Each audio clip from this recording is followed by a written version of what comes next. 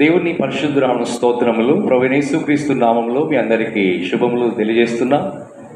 ఈ యొక్క good Friday సందర్భముగా మనము కొద్దిసేపు దేవుని యొక్క వాక్యాన్ని ధ్యానించడానికి ప్రభు ఇచ్చిన అవకాశాన్ని బట్టి నేను ఎంతో ప్రభును స్తుతిస్తున్నాను. యేసయ్య ఆశీర్వాద కృపా సన్నిధిని ఈ యొక్క కార్యక్రమానికి మీరందరూ పిచ్చేసినందుకై ప్రభువైన యేసుక్రీస్తు నామములో మిమ్మల్ని అందరినీ ప్రేమతో ఆహ్వానిస్తున్నాను. ప్రభునందు ప్రియమైన దేవుని బిడ్డలారా, ఈ దినమున ప్రపంచమంతా కూడా గుడ్ ఫ్రైడే, మంచి శుక్రవారం అని యేసుక్రీస్తు ప్రభు వారి యొక్క ప్రేమను ధ్యానిస్తూ ఉన్నారు. ప్రభు యొక్క శిలువ శ్రమలను ధ్యానిస్తూ ఉన్నారు. ఈరోజు ప్రభువు పలికిన 7 మాటల్లో, శిలువ పైన పలికిన మాటల్లో శిలువ ఫలముల గురించి మనము ధ్యానిస్తున్నాం. శిలువ అనగా ప్రేమ, లవ్. సర్వ మానవాళి పాపముల నుండి విడుదల పొందటానికి ప్రభువైన యేసుక్రీస్తు వారు ఆయన లోకానికి వచ్చి ఉన్నారు. యోహాను సువార్త 1వ అధ్యాయం 12వ వచనంలో మనం గమనించినట్లయితే, అదేవిధంగా యోహాను సువార్త 3వ అధ్యాయం 16వ వచనంలో అక్కడ ఒక వాక్యాన్ని పరిశుద్ధ ఆత్మదేవుడు మనకు జ్ఞాపకం చేస్తున్నాడు. యోహాను సువార్త 1వ అధ్యాయం 12వ వచనం.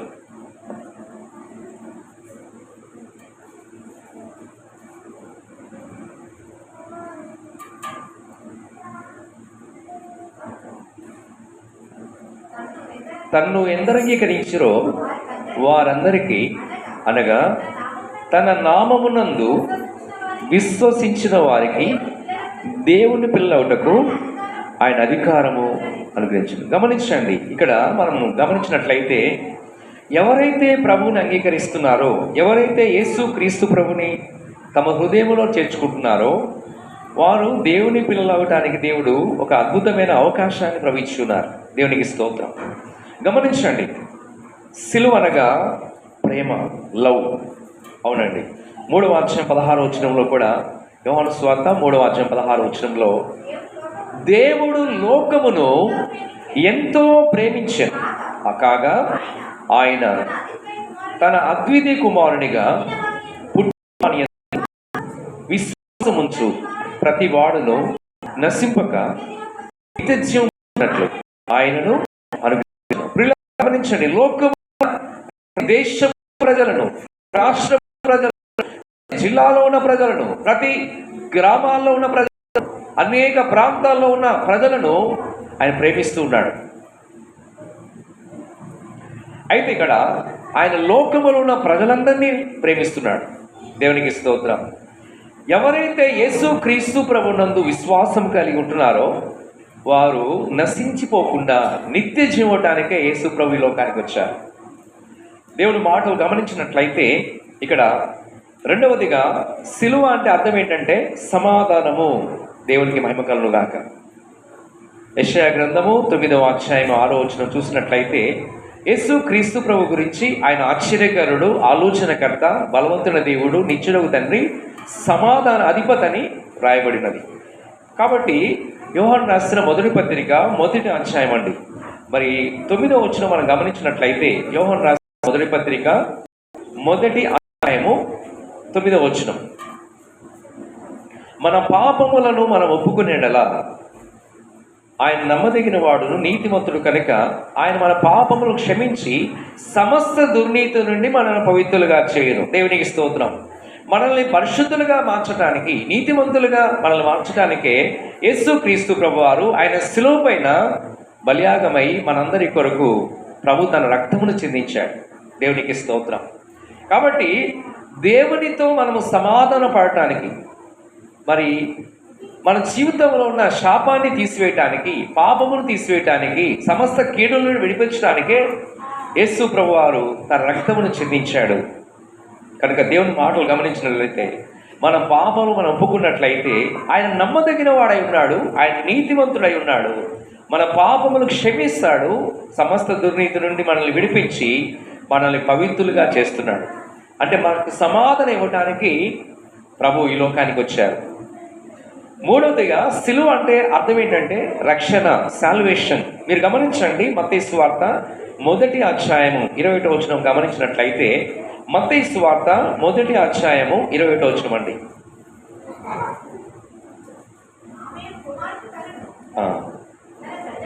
తన ప్రజలను వారి పాపముల నుండి ఆయనే రక్షించును కనుక ఆయనకు యేసు అను పేరు పెట్టుదు. హల్లెలూయా.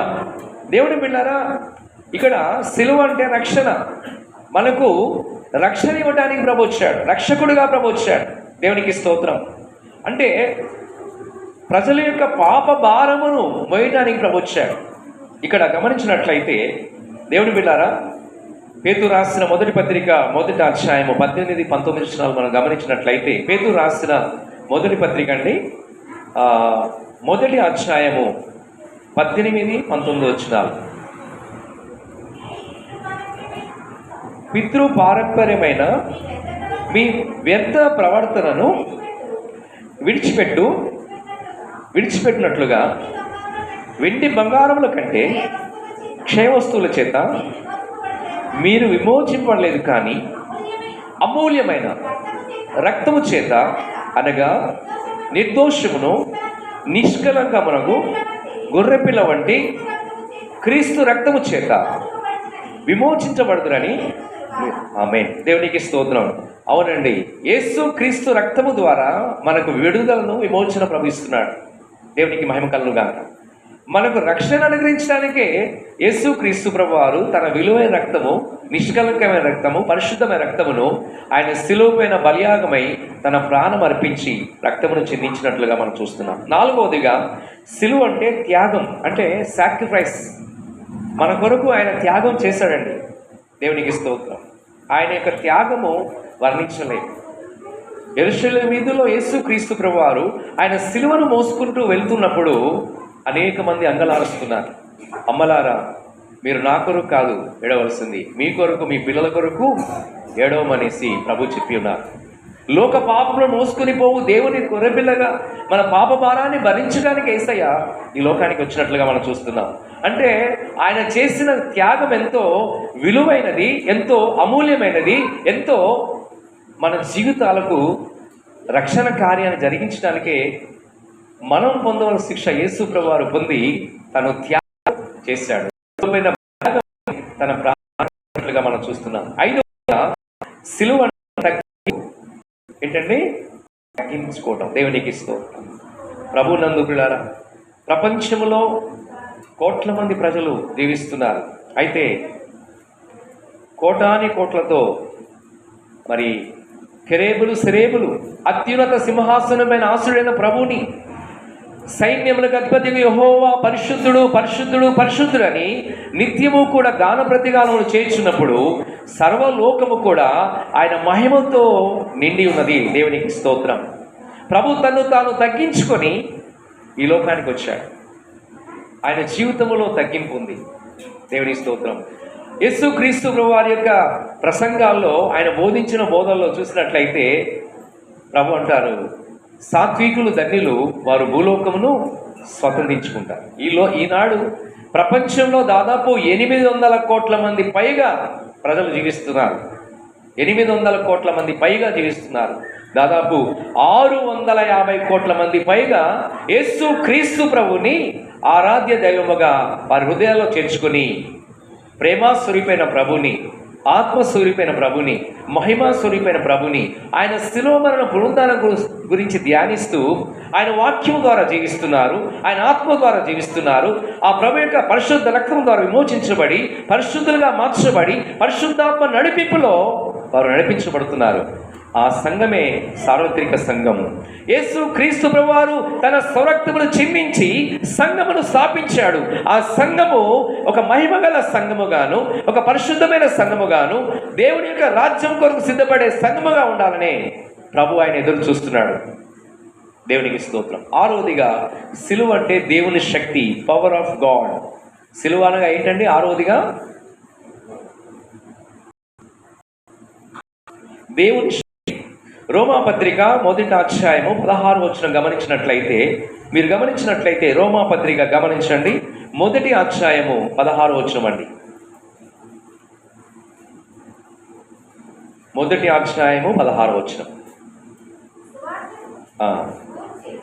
సువార్తను గురించి నేను సిగ్గుపడవాడను కాను, ఏలనగా నమ్ము ప్రతివానికి మొదట యూదునికి గ్రీసు దేశస్థునికి కూడా రక్షణ కలుగు చేటకు దేవుని శక్తి ఉన్నది. హల్లెలూయా.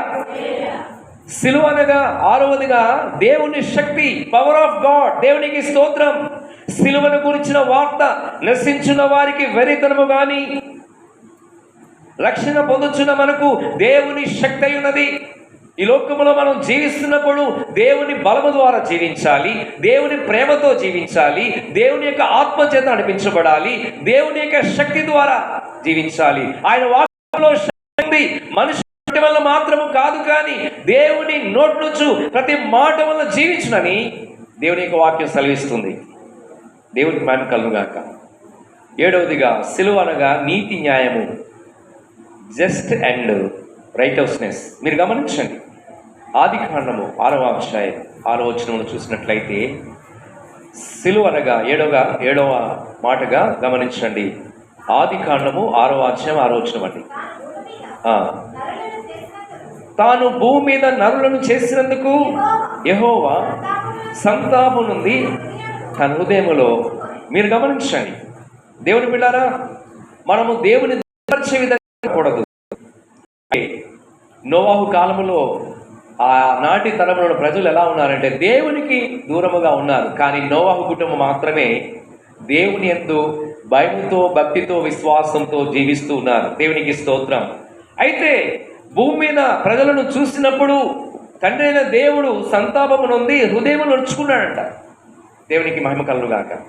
గమనించండి, అందుకనే ప్రభువైన యేసు క్రీస్తు ఈ లోకానికి రావటం ద్వారా దేవునితో మనం సమాధాన పడటానికి, దేవునికి స్తోత్రం, మనమందరము పరిశుద్ధపరచబడి ఆయన మహిమ కొరకు జీవించడానికి ప్రభువు మనకు ఆయన మార్గమును, సత్యమును, జీవమై ఉన్నారు.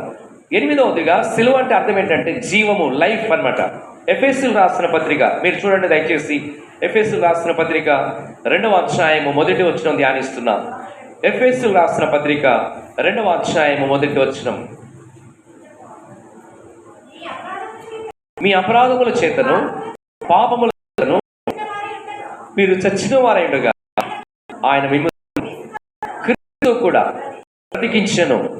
మహిమ కలుగుగాక. యేసు క్రీస్తు ప్రభువారు ఆయన లోకం జయించారు, వ్యాధిని జయించారు, ప్రకృతిని జయించారు, అపవాదిని జయించారు, మరణ పాతాళమును జయించారు. దేవునికి మహిమ కలుగుగాక. దేవుని వాక్యములో మనం గమనించినట్లయితే సిలువ అనగా జీవము. దేవునికి స్తోత్రం. సిలువలో జీవింపచేయు శక్తి ఉన్నది. మీ అపరాధముల చేతను, పాపముల చేతను మీరు చచ్చిన వారి ఉండగా ఆయన మిమ్మల్ని క్రీస్తు కూడా బ్రతికించారు. అంటే మనల్ని బ్రతికించడానికి, మన ఆత్మలను దేవుని రాజ్యం నడిపించడానికే యేసు క్రీస్తు ప్రభువారు సిలువ పైన బలియాగమై తన ప్రాణం అర్పించారు. దేవునికి స్తోత్రం కలుగుగాక. అవునండి, యేసు క్రీస్తు ద్వారా మనం బ్రతుకుతున్నాం. ఆయన ఆత్మ ద్వారా బ్రతుకుతున్నాం, ఆయన ప్రేమ ద్వారా బ్రతుకుతున్నాం, ఆయన ఇచ్చే క్షమాపణ ద్వారా బ్రతుకుతున్నాం, ఆయన కనికరమ ద్వారా బ్రతుకుతున్నాం. మీరు గమనించండి 9వదిగా సిలువ అనగా సహవాసం, ఫెలోషిప్. ఎఫెసీయులు రాసిన పత్రిక గమనించండి 5వ అధ్యాయము 11వ వచనం అండి. ఎఫెసీయులు రాసిన పత్రిక 5వ అధ్యాయము 11వ వచనం.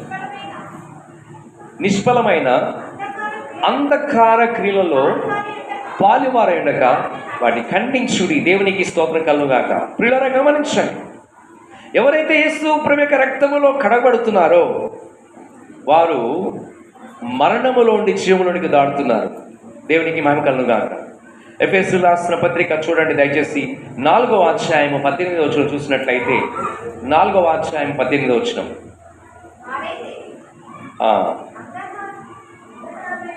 అంధకారమైన మనస్సు గలవారై తమ హృదయము కాట్యం వలన తమలోనున్న అజ్ఞానము చేత దేవుని వలన జీవములో పరచబడిన వారే తమ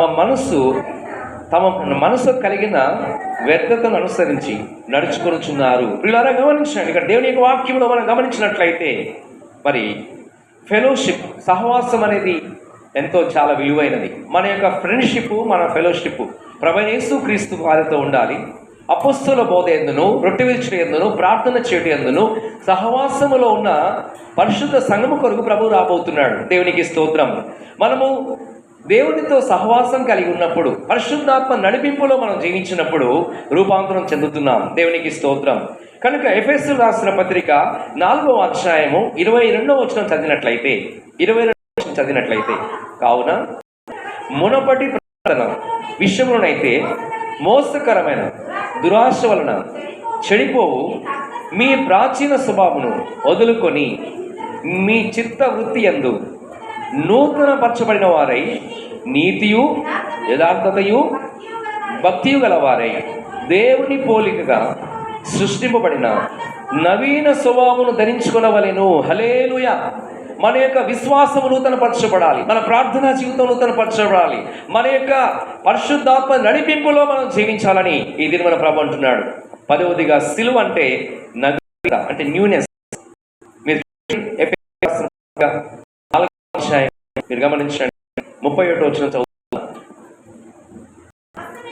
సమస్తమైన ద్వేషము, కోపము, క్రోధము, అల్లరి, దూషణ, సకలమైన దుష్టత్వమును విసర్జించుడి.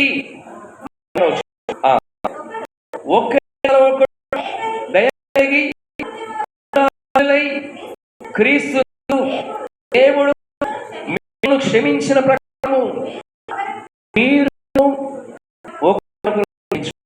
దేవుడు తన ఆత్మ ద్వారా మనతో మాట్లాడుచున్నారు. సిలువ 10వ మాటగా నవీనత, న్యూనెస్. మన తమిళంలో నూతన స్వభావం ఉండాలి, మన యొక్క విశ్వాస జీవితంలో నూతన స్వభావం ఉండాలి. మనం విడిచిపెట్టవలసిన కార్యాన్ని పరిశుద్ధాత్మ దేవుడు మాట్లాడుచున్నాడు. సమస్తమైన ద్వేషము, ఎవరి మీద ద్వేషం ఉంటే ఈరోజు విడిచిపెడదాం, మన హృదయాలు పరిశుద్ధపరచుకుందాం. ఒకటి.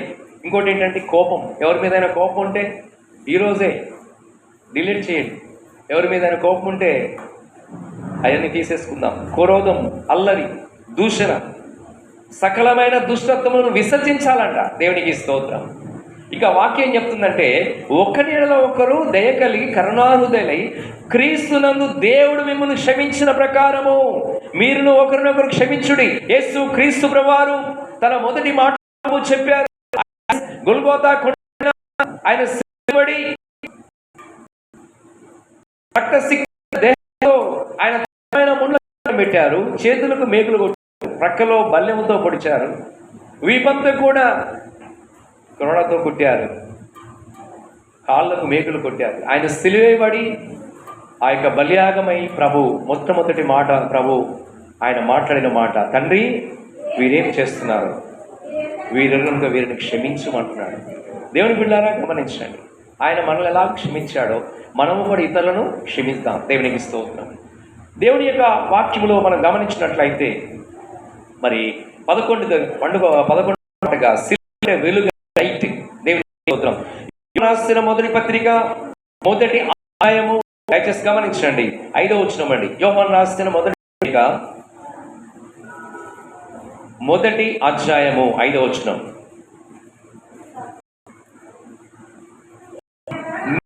ఆయన విని మీకు ప్రకటించు వర్తమానం ఏమనగా, దేవుడు వెలుగై ఉన్నాడు, ఆయన యందు చీకటి ఎంత మాత్రము లేదు. హల్లెలూయా. సిలువ అంటే ఏంటంటే 11వ మాటగా వెలుగు, లైట్. దేవునికి స్తోత్రం. చీకటిలోను మరణ ఛాయలో ఉన్న వారిని విడిపించడానికే యేసు క్రీస్తు ప్రభువారు నీ కొరకు, నా కొరకు, ప్రపంచంలో ప్రతి మానవుని కొరకు ఆయన బలియాగమై తన ప్రాణం అర్పించాడు. మనకు వెలిగివ్వటానికి ఈ జీవ మార్గములో, వెలుగు మార్గములో, పరలోక మార్గములో, పరిశుద్ధ మార్గములో, పరలోక మార్గములో మనము ప్రయాణం చేయడానికి దేవుడు ఏమై ఉన్నాడు? ఆయన వెలుగై ఉన్నాడు. ఆయన వాక్యములో వెలుగుంది, ఆయన ప్రేమలో వెలుగుంది, ఆయన ఇచ్చే క్షమాపణలో వెలుగుంది, ఆయన ఇచ్చే రక్షణలో వెలుగుంది, ప్రభు ఇచ్చే స్వస్థతలో వెలుగుంది, ప్రభు ఇచ్చే పరిశుద్ధాత్మ నడిపింపులో మనకు వెలుగు ప్రవహిస్తున్నాడు. గమనించండి, 12వ మాటగా సిలువ అంటే ప్రార్థనా స్థలం, ప్లేస్ ఆఫ్ ప్రేయర్. దేవునికి స్తోత్రం. Place of prayer. ఈ యొక్క సంవత్సరంలో దేవుడు నాకు ఇచ్చిన ఒక అద్భుతమైన దర్శనం, ఒక గొప్ప అద్భుతమైన విజన్. వరల్డ్ ప్రేయర్ వారియర్స్, ప్రపంచ ప్రార్థన వీరుల కొరకు దేవుడు ఎదురు చూస్తున్నాడు. దేవునికి స్తోత్రం. దేవుని బిడ్డారా, ప్రపంచంలో ఉన్న జనులు మార్చబడాలంటే, అనేక మంది దేవుని మార్గములో ప్రయాణించాలంటే, యేసు క్రీస్తు యొక్క ప్రేమను అర్థం చేసుకోవాలంటే, ఈ కృపా కాలములో ఎంత దినాల్లో ప్రార్థనా వీరులు లేవాలి, ప్రార్థించేవారు లేవాలి. దేవునికి స్తోత్రం. అనేక మంది ప్రేయర్ గ్రూప్స్లో లీడర్స్గా నాయకత్వం వహించాలి. దేవునికి స్తోత్రం. సిలువనగా ప్రార్థనా స్థలం, ప్లేస్ ఆఫ్ ప్రేయర్. దేవునికి స్తోత్రం. ప్రభు నందు ప్రియులారా గమనించండి, ప్రభు చేసిన ప్రార్థన, తండ్రి వీరేమి చేస్తున్నారో వీరనుక వీరిని క్షమించమని ప్రార్థన చేస్తున్నాడు. దేవునికి స్తోత్రం. ఆ యొక్క ఇరుపక్కల దొంగలు కూడా వేలాడదీసినప్పుడు ఒక దొంగ అంటున్నాడు, లూకాసు వార్త 23:39-40 చూసినట్లయితే, వేలాడదీయబడిన ఆ నేరస్తులో ఒకడు ప్రభు చూసి రెండో వాడు గతించి చూచి, నీవు ఈ రాజ్యంలోనికి వచ్చినప్పుడు జ్ఞాపకం చేసుకుని ప్రార్థన చేస్తున్నాడు. దేవునికి దేవుని బిడ్డలారా గమనించండి. 10వ మాటగా సిలువ అంటే క్షమాస్థలి, అంటే ప్లేస్ ఆఫ్ ఫర్గివ్నెస్. సిలువ దగ్గరికి వచ్చినప్పుడు క్షమాపణ మనకు దొరుకుతుంది. ప్రభు సన్నిధిలో మనం కన్నీళ్లు కార్చి ప్రార్థన చేసినప్పుడు, ప్రభా నా దోషములు క్షమించు, నా పాపములు క్షమించు, నా అపరాధములు క్షమించు. దావీదు కూడా దేవుని సన్నిధిలో ప్రార్థన చేస్తున్నాడు. దేవా నీ కృప చొప్పున నన్ను కరుణించు, నీ వాత్సల్య బాహువులము చొప్పున నా అతిక్రమను తీసివేయి, నన్ను బాగుగా కడుగు నాయన, నాకు శుద్ధ హృదయం దయచేసి పరిశుద్ధ ఆత్మను నాలో అనుగ్రహించండి, రక్షణానందం మరలా పుట్టించు, సమ్మతి గల మనసు దయచేయండి, స్థిరమైన హృదయం దయచేయమనేసి అనేక మంది దేవుని బిడ్డలు ప్రార్థించి వారు క్షమాపణ దేవుని సందులో కోరుకున్నారు. సిలువనగా క్షమాస్థలి, ప్లేస్ ఆఫ్ ఫర్గివ్నెస్. దేవుని బిడ్డలారా గమనించండి. చివరిగా 4వ మాట, 14వ మాట, సిలువనగా ఆదరణ, కంఫర్ట్నెస్. హల్లెలూయా. ఎక్కడ ఆదరణ దొరుకుతుంది? ఈ లోకములు అనేక మంది ఎదురు చూస్తూ ఉంటారు. ఎక్కడ ప్రేమ, నిజమైన ప్రేమ ఎక్కడ దొరుకుతుంది? ఎవరు మమ్మల్ని ఆదరిస్తారు? ఈ లోకములు అనేక సందర్భాల్లో మనం ఆలోచన చేస్తున్నాం.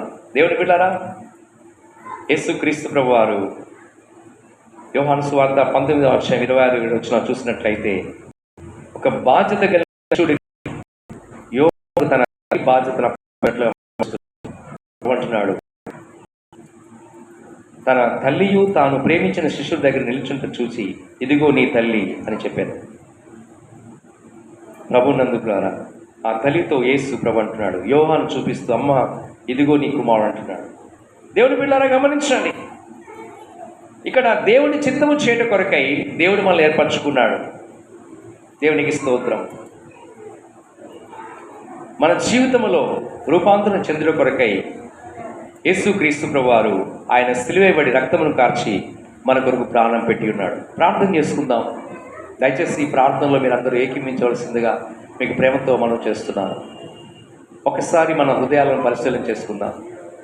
ప్రభువైన యేసుక్రీస్తు వారు ప్రపంచంలో ప్రతి మానవుని కొరకై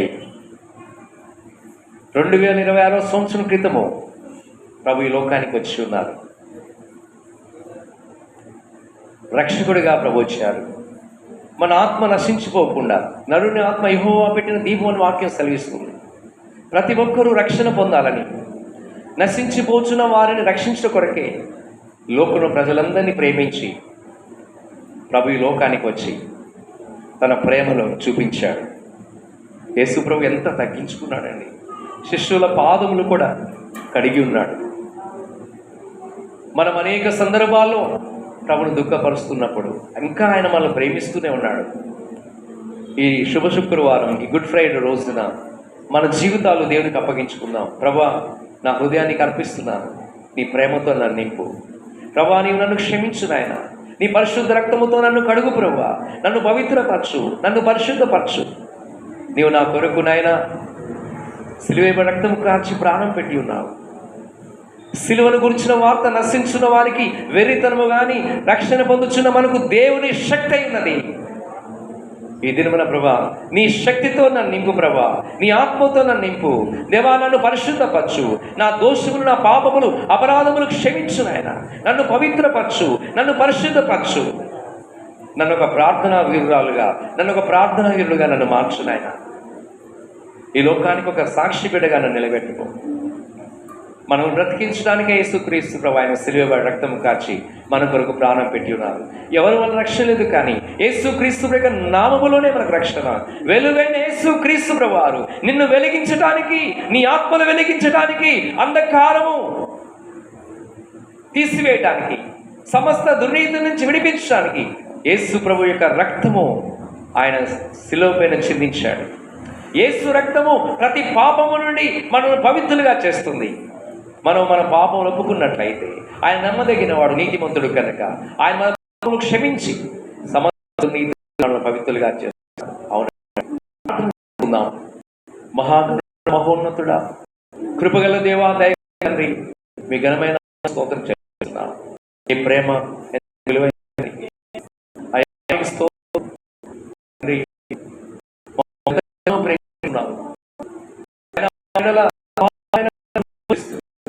మేము అనేక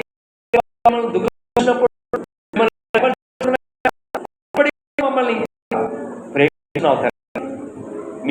మమ్మల్ని ఇస్తుంది తండ్రి. మీ కనికరమకు నేను క్షమాపణ ఇస్తుంది తండ్రి. ఈ యొక్క పరిశుద్ధ సన్నిధిలో ఎంతమంది అయితే ఈ వాక్యం వింటున్నారు, ఎంతమంది అయితే ప్రభా ఈ ప్రార్థనలో ఏకీపిస్తున్నారు, అటు కుటుంబాన్ని జ్ఞాపకం చేసుకుని ప్రార్థన చేస్తున్నాను. మా ప్రభా, మీ పరిశుద్ధాత్మ చేత ప్రతి బిడ్డను దర్శించును ప్రార్థన చేస్తున్నాను. యేసు రక్తములో విడుదల కలుగుగాక. ప్రభువైన క్రీస్తు నామములో రక్షణ, ప్రభువైన క్రీస్తు నామములో విమోచన, ప్రభువైన క్రీస్తు నామములో విడుదల కలుగుగాక.